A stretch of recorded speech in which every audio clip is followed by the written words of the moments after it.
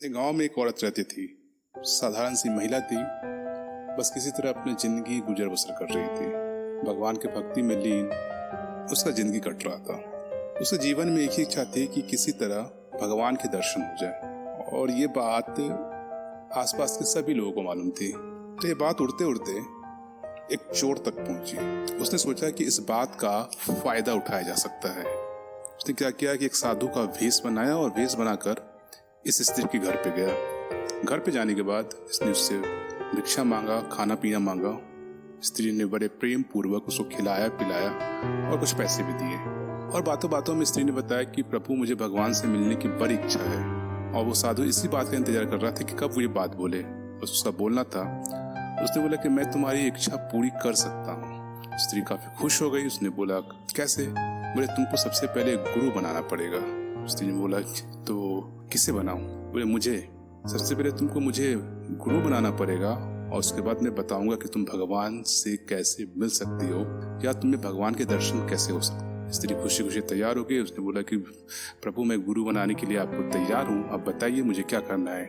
उसने कहा कि सबसे पहले तुमको अपने घर से जितने भी गहने हैं, रुपये पैसे हैं, सबको एक थैली में इकट्ठा करके लेके आओ। स्त्री गई, खुशी खुशी से अपने घर से सारे गहने और जो भी रुपये पैसे थे उसको एक थैली में इकट्ठा कर लिया और बोला कि मेरे साथ जंगल चलो। स्त्री साधु के पीछे पीछे जंगल चली गई। जंगल जाकर एक पेड़ के पास साधु ने उसे खड़ा किया और बोला कि अपनी आंखें बंद करो। स्त्री ने अपनी आंखें बंद की और अपनी दोनों हाथों को जोड़ लो।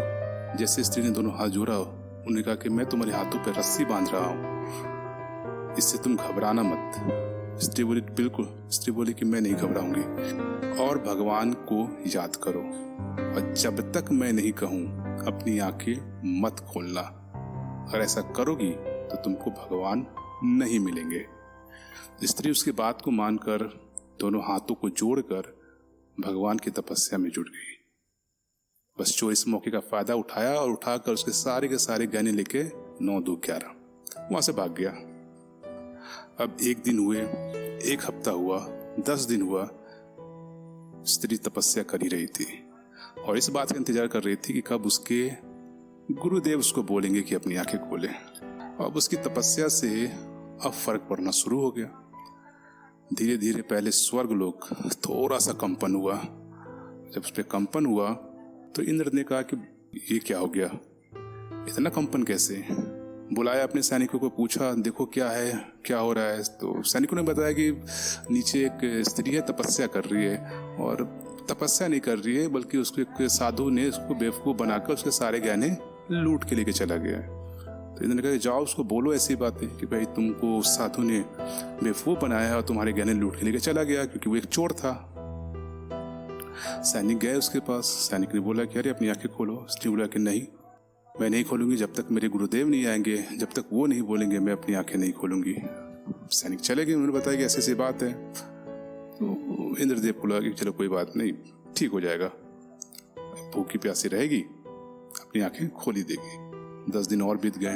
अब असर स्वर्गलोक में ज्यादा दिखना शुरू हो गया। अब इंद्रदेव को समझ में नहीं आ रहा कि क्या करे।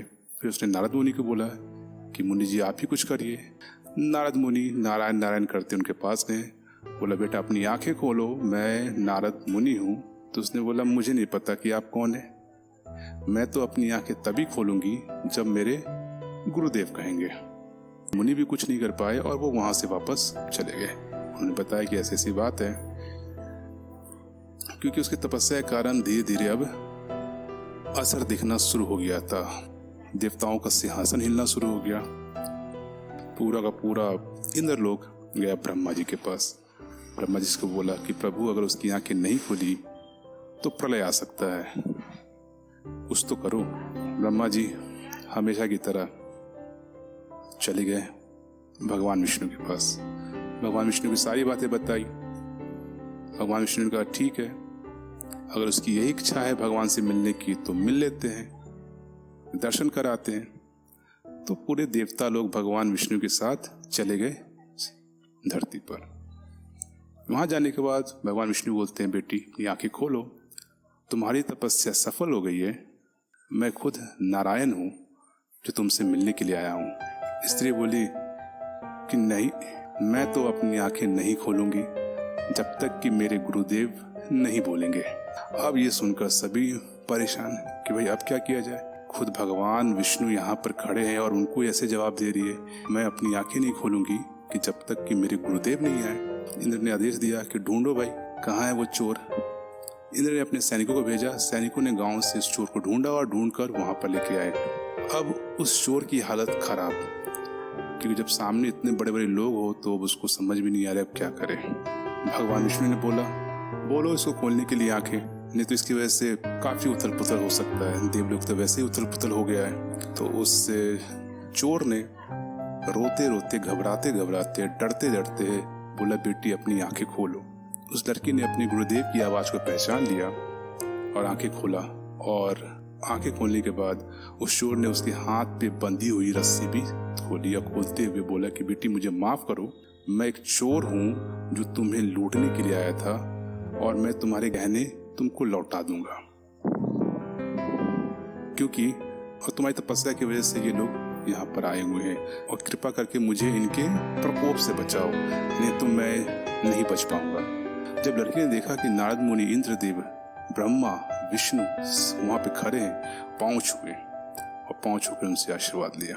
भगवान विष्णु ने कहा कि मैं तो तुमको कब से बोल रहा था कि ये धूर्त साधु है, ये पाखंडी है, ये साधु नहीं बल्कि एक चोर है और इसने तुम्हारे सारे गहने लूट लिए हैं। तुम यकीन ही नहीं कर रही हो। इंद्र ने अपने सैनिक भेजे, नारद मुनि आए, इंद्र खुद आया, मैं आया, तब भी तुमको यकीन नहीं। और ये कोई गुरु नहीं बल्कि चोर है। इतना कहने की देर थी, उस औरत ने जाकर उस चोर के पांव छुए और उनका आशीर्वाद लिया, ये बोलते हुए कि ये मेरे लिए कल भी गुरु थे और आज भी गुरु हैं और आगे भी रहेंगे, क्योंकि अगर ये नहीं होते तो आप सभी के दर्शन ही शायद कभी हो पाते।